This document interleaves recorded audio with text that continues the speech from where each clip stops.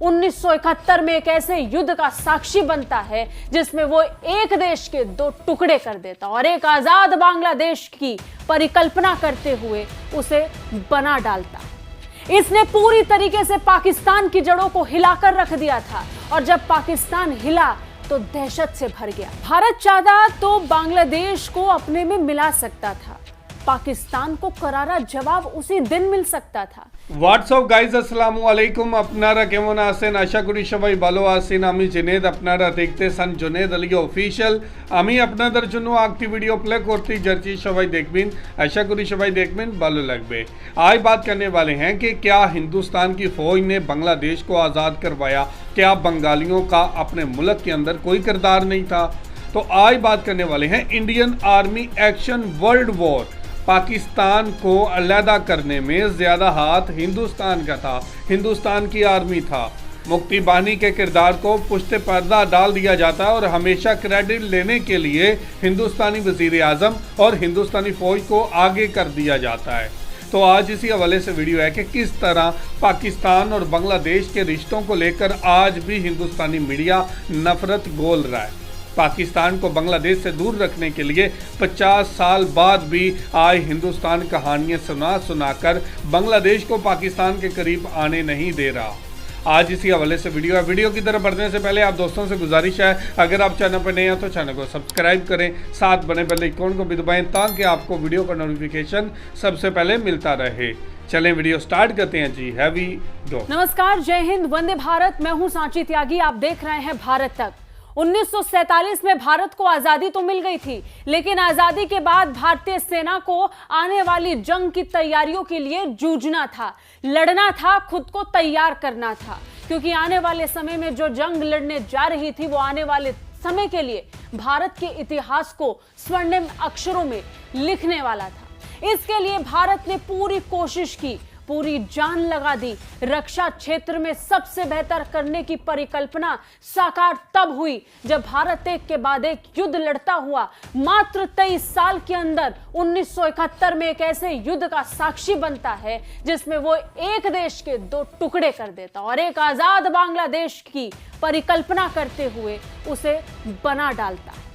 इसने पूरी तरीके से पाकिस्तान की जड़ों को हिलाकर रख दिया था और जब पाकिस्तान हिला तो दहशत से भर गया, क्योंकि पाकिस्तान को उस दिन अंदाजा हुआ कि भारत कितना मजबूत देश है। यही कारण है कि उसके बाद आज तक पाकिस्तान वैसी हिम्मत दोबारा कर नहीं पाया। करगिल में फन उठाने की कोशिश की तो उसे भी समय रहते भारतीय सेना ने कुचल दिया।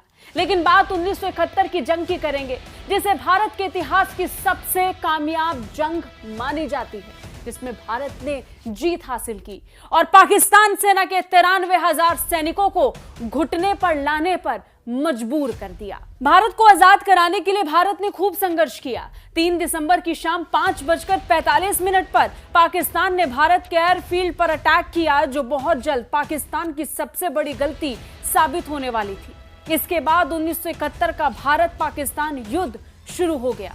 युद्ध के नतीजे को अगर हम अंतर्राष्ट्रीय परिप्रेक्ष्य में देखें तो दुनिया ने माना कि भारत की यह जीत हर फ्रंट पर थी। दुनिया ने मान लिया था कि आसमान, जमीन, पानी, तीनों क्षेत्रों में भारत ने जीत हासिल करनी है।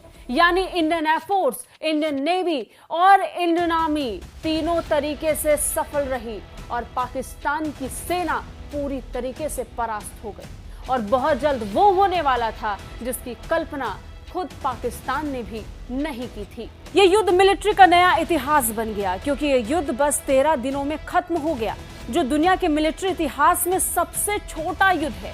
इस युद्ध में 93,000 से ज्यादा पाकिस्तानी सैनिकों को पकड़ा गया, जो दूसरे विश्व युद्ध के बाद युद्ध बंदियों का सबसे बड़ा नंबर है। इस युद्ध से ईस्ट पाकिस्तान आजाद हुआ और नया देश बांग्लादेश बना। पाकिस्तान ने अपना आधा क्षेत्र गंवा दिया। भारत युद्ध के तुरंत बाद बांग्लादेश से बाहर आ गया। बस एक छोटी इंजीनियरिंग फोर्स वहां रही, क्योंकि बांग्लादेश में रिकंस्ट्रक्शन का काम बाकी था। भारत चाहता तो बांग्लादेश को अपने में मिला सकता था, पाकिस्तान को करारा जवाब उसी दिन मिल सकता था, लेकिन भारत ने ऐसा नहीं किया। भारत ने 1947 के बंटवारे का सम्मान किया और उस सम्मान को बरकरार रखते हुए बांग्लादेश का गठन कर दिया। बांग्लादेश जिस तरीके से अस्तित्व में आया उसकी कहानी तो हर कोई जानता है, उसका बखान भी हम कर रहे हैं, लेकिन उसके बाद जिस तरीके से पाकिस्तान को मुंह की खानी पड़ी और भारतीय सेना की पूरे विश्व में तारीफ हुई, वो याद करना वाकई याद करने लायक। इंडियन एयरफोर्स ने ईस्ट पाकिस्तान एयरफोर्स को पूरी तरह ध्वस्त कर दिया था ताकि भारत की आर्मी बिना किसी बाधा के जमीन पर अपने ऑपरेशन को अंजाम दे सके। इस युद्ध को लेकर दुनिया ने माना कि भारत की नीयत बिल्कुल साफ थी, क्योंकि जब ईस्ट पाकिस्तान की सभी फोर्स बिना शर्त समर्पण करती हुई नजर आई तो भारत ने एक तरफा युद्ध विराम घोषित कर दिया। पाकिस्तानी सेना के प्रमुख जनरल आमिर अब्दुल्ला खान नियाजी के 93,000 सैनिकों के साथ भारतीय सेना और बांग्लादेश की मुक्ति वाहिनी की संयुक्त सेना के सामने सरेंडर करने के बाद युद्ध समाप्त हो गया। General A K. नियाजी ने 16 दिसंबर 1971 को ढाका में समर्पण के दस्तावेज पर हस्ताक्षर किए, जिससे पूर्वी पाकिस्तान में बांग्लादेश के नए राष्ट्र के रूप में गठन हुआ। बांग्लादेश के जन्म के साथ ही पाकिस्तान ने भी अपना आधा क्षेत्र खो दिया। निश्चित तौर पर पाकिस्तान के लिए ये एक बहुत बड़ा दंश था जिसे आज तक पाकिस्तान महसूस करता है। ये जख्म आज भी ताजा है, उस वक्त भी ताजा थे जब करगिल का युद्ध पाकिस्तान ने छेड़ा और तब भी भारत ने पाकिस्तान को माकूल जवाब दिया। एक ऐसा जवाब जिसके बाद पाकिस्तान ये तय करके बैठ गया कि दोबारा कभी पाकिस्तान भारत से जंग नहीं लड़ेगा। यही कारण है कि इतने लंबे वक्त के बाद भी पाकिस्तान ने दोबारा भारत के खिलाफ आंख उठाने की कोशिश तक नहीं की, और यह साबित करता है कि भारतीय सेना, भारत की तीनों सेनाएं हर स्तर पर जिंदाबाद थी, जिंदाबाद हैं और जिंदाबाद रहेंगी। कैसी लगी ये वीडियो कमेंट करके जरूर बताइए। बाकी रक्षा और विदेश मामलों से अपडेट रहने के लिए देख तो जी ये थी वीडियो, और बहुत ही ऐसी बातें की गई जो बहुत ही कड़वी थी, लेकिन हकीकत ये है कि जब आप एक जंग जीत जाएं उसके बाद आप कुछ भी कहानी बना लें उसके ऊपर तो सभी एतबार कर लेते हैं। भारतीय आर्मी की इज्जत पूरी दुनिया में फैल गई। अच्छा जी, पाकिस्तान के 93,000 फौजी कैदी बन गए। अच्छा जी, उसके बाद क्या हुआ?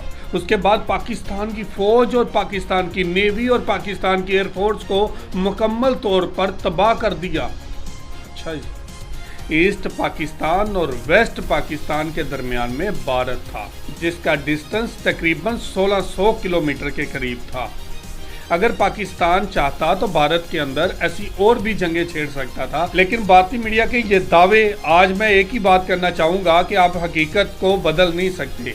आप कोई भी कहानी बना लें हम मान लेते हैं, लेकिन अपनी कामयाबियों का तज़किरा हर कोई करता है, अपनी नाकामियों का जिक्र कोई नहीं करता।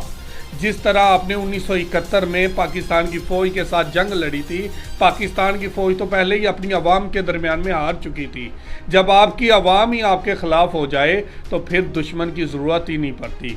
पाकिस्तान के बांग्लादेश के साथ और बांग्लादेश के पाकिस्तान के साथ ताल्लुकात बहुत ही ज़्यादा तल्ख हो चुके थे।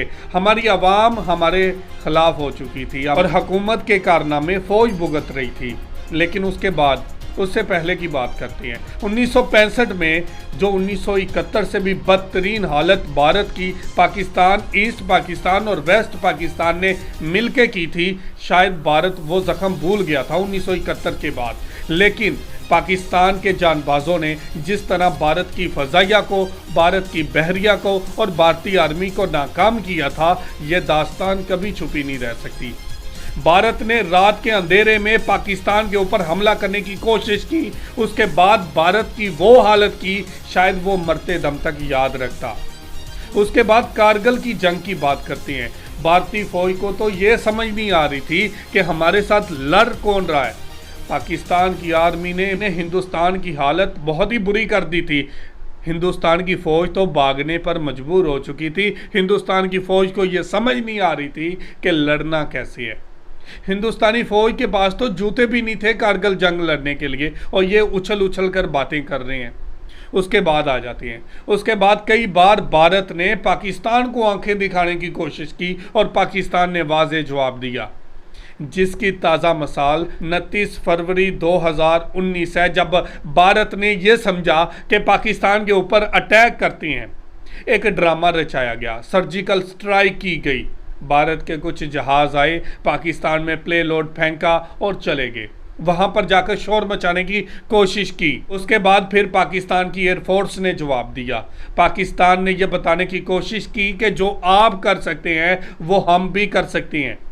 खाली जगह पर टारगेट किया, मिसाइल फेंके, वापस आ गए। उसके बाद अभिनंदन को इन्होंने पाकिस्तान की एयरफोर्स के पीछे भेजा। अभिनंदन की हालत कुत्ते जैसी हो गई थी। फिर पाकिस्तान की फौज ने उसको इज्जत दी, ये कहते हुए कि दुश्मन के साथ भी रवादारी का सलूक करना चाहिए। अभिनंदन को इज्जत के साथ भारत भेजा और भारत ने उसका वेलकम कैसे किया था बॉर्डर के ऊपर आप सबको पता है। लेकिन पाकिस्तान को फिर भी आंखें दिखाने से बाज नहीं आता भारत। तो ये थी आज की वीडियो। आप इस वीडियो के बारे में क्या कहना चाहते हैं ज़रूर कमेंट करके हमें बताइएगा। बहुत शुक्रिया।